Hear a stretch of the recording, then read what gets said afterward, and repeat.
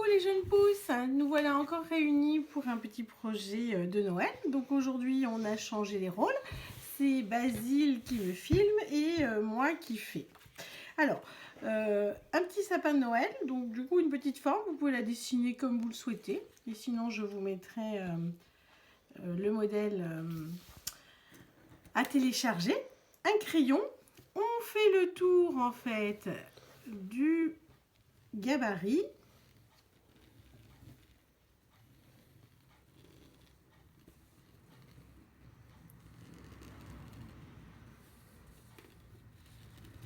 Alors le morceau de tissu que j'ai pris, ça s'appelle un Fat Hate. Donc vos mamies, vos mamans, elles vous diront c'est la moitié d'un Fat Quarter. Donc c'est vraiment un petit morceau de tissu, pas très grand.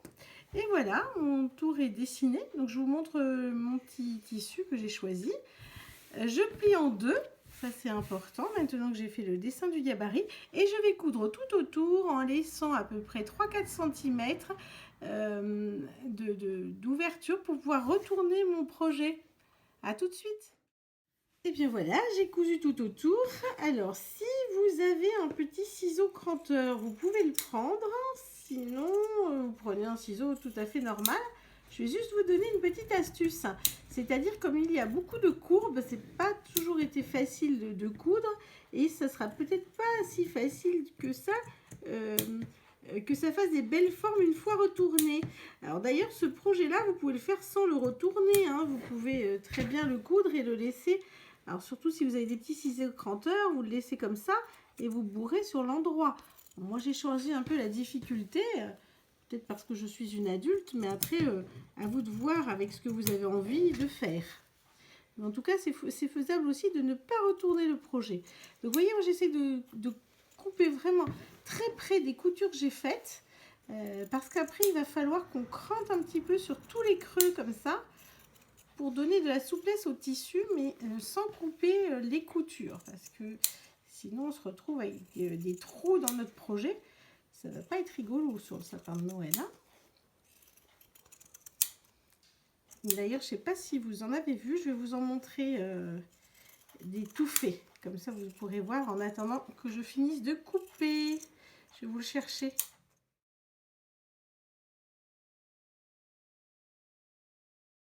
Voilà, j'ai donc fini de découper tout autour au ciseau cranteur, le plus près possible de la couture.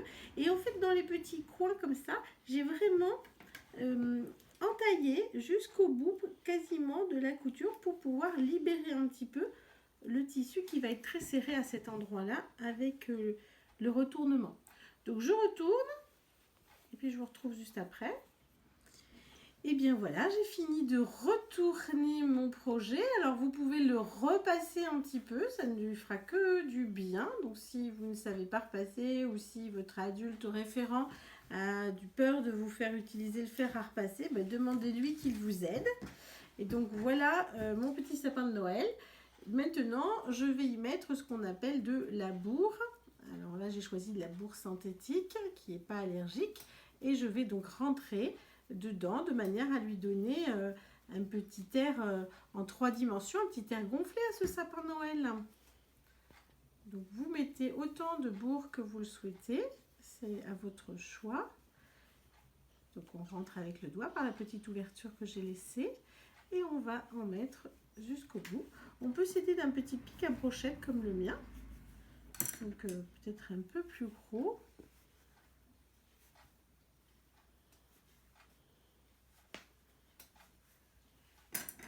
Si ça ne marche pas, là, vous voyez, je suis un peu embêtée, donc je vais y mettre mon doigt carrément.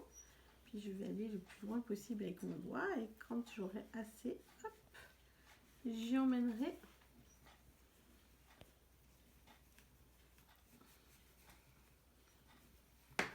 la petite bourre. Je le gonfle et puis on se revoit après. Voilà mon petit air gonflé de mon petit sapin de Noël. Je lui ai octroyé, voilà, un petit gonflant bien sympathique. Et bien, il ne vous reste plus qu'à vous trouver un petit pot.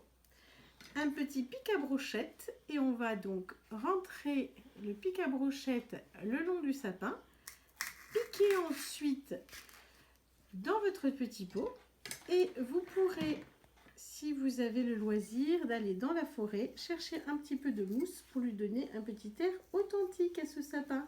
Alors on peut coller la mousse avec un petit peu de pistolet à colle. Si vous en avez un, si vous risquez pas de vous brûler bien entendu. Mais voilà le petit projet de Noël encore. Alors si vous avez des petites perles, rien ne vous empêche de les coller ou de les coudre ou des petits boutons. Ça peut faire très très joli aussi. À vous d'imaginer la suite. Voilà, bonne réalisation à vous. J'espère que ce projet vous a plu. On se retrouve bientôt. Au revoir les jeunes filles.